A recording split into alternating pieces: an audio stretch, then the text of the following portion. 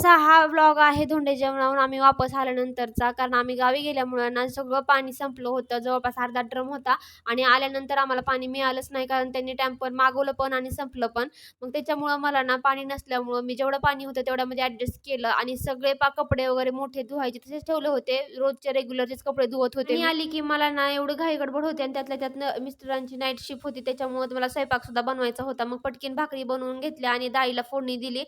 तरी पण उशीर झाला म्हणून ते तसेच गेले. मला तर वाईटच झालं होतं, पण आता काय करणार?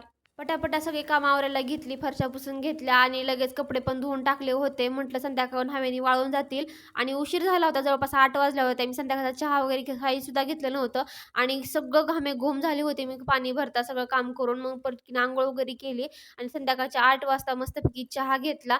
चला आता इथेच एंड करते. व्हिडिओ आवडला असेल ना, तर व्हिडिओला लाईक, शेअर आणि कमेंट करायला विसरू नका आणि फॉलोसुद्धा करायला विसरू नका. भेटू नेक्स्ट ब्लॉग